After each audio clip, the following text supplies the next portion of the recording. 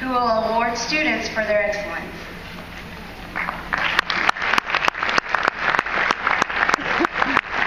I should have brought my stool. I too today have a couple of quotes about excellence and whatever, but what I'd like to start out today with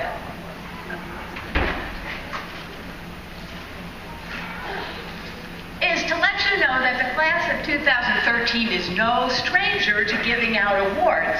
In fact, at the end of their first year of school, they gave some awards to the faculty, and I thought I would share with you what those were.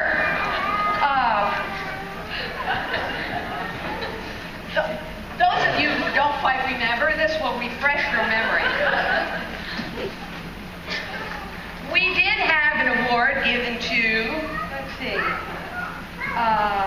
Ms. Bromley, our program coordinator, for the best Applebee's delivery ever. This award, Ms. Bromley is also a midwife, so has a lot of experience with birthing babies, and the award was given her for her very vivid scenarios about how to deliver a baby if you can't make it to the hospital on time. Oh, they're not in order.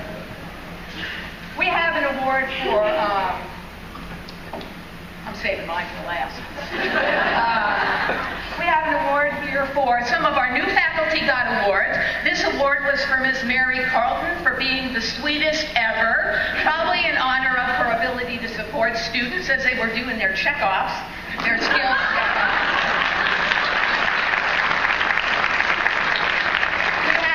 Award also for a new faculty member, Ms. Peggy Reinhardt, who, as you heard before, just recently received her Doctor of Nursing practice. And her award was for the most articles read. Not surprising for somebody who was in graduate school. We also had an award for Ms. Susan Hayes. That was the award for the hottest older woman, and I'll leave that to your imagination. Now, personally, though, I like mine the best. They gave me the award for making us sweat. Probably in reference to how I would hold to rigorous standards when doing their checkoffs, but I do assure you that all the faculty held to these rigorous standards. However, I thought it was very apropos because nursing school is a lot about that, isn't it? Sweating out the big stuff, not sweating the small stuff.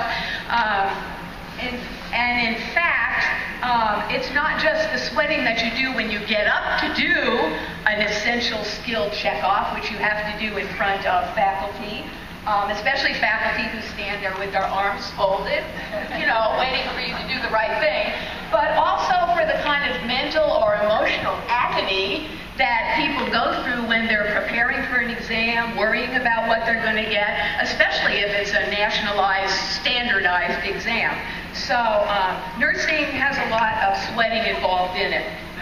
Okay. Today I am conferring, along with the rest of our faculty, awards for the best grades in each class and the best consistent demonstration of clinical care. What differentiated these students? Was it innate ability? Was it just having more than the usual amount of time in order to study or prepare for an exam? Being at the right place at the right time? Maybe it was just luck.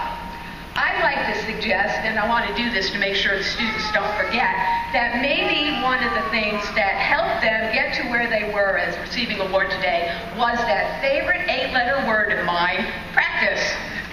Practice doesn't mean you sweat any less, but it does mean that you can take action in what Paul Sullivan has called clutch moments. That is, those times of intense tension, pressure, and scrutiny. And these people just have a tendency to be able to come through those, maybe as a result of how much they practiced. So I am not the first one to actually mention practice and making things a habit. Aristotle, who's one of the world's most famous philosophers, and here's my first quote, said this about excellence, which is what our awards are talking about today. Excellence is an art won by training and habituation, We do not act rightly because we have virtue or excellence, but we rather have those qualities because we have acted rightly. We are what we repeatedly do. Excellence, then, is not an act, but a habit. And practice helps develop habits. So, I would like to suggest to you that these students practiced until they made the skill or the understanding of a test question type a familiar companion. In other words, they made excellence a habit. So the first awards that I'm going to be handing out .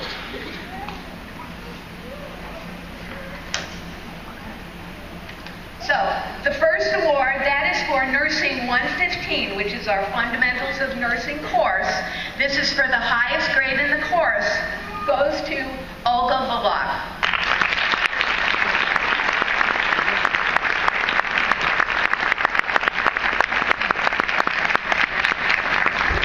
We'll ask the students to come up and stay up on the stage till we get all of them collected. The next award is for what we call Nursing 235. This is our OB, or Maternal Child Nursing course. And this highest grade went to Whitney Jones, who was earned one.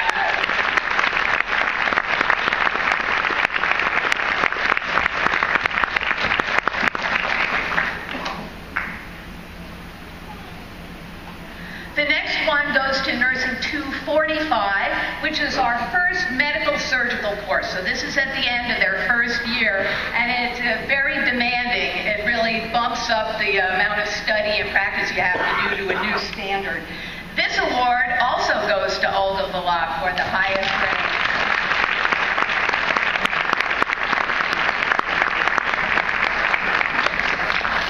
The next and second to last one is for our course Nursing 255. This is our second medical surgical course. It also included a component for psychiatric or mental health nursing. This too, the award goes to Olga. You can see what I mean by a habit. The last one is for our last nursing course, which was 265. That was the number of it. It is our Med-Surg 3 nursing course, includes a pediatric component to it, as well as their 6-week or 120-hour practicum at the end of the last semester. This award for the highest grade in the class goes to Steve and Andrew Myers.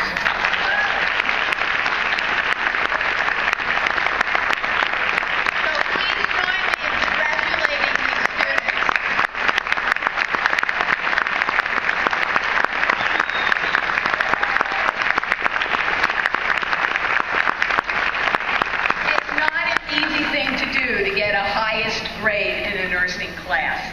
All of the students will tell you that. So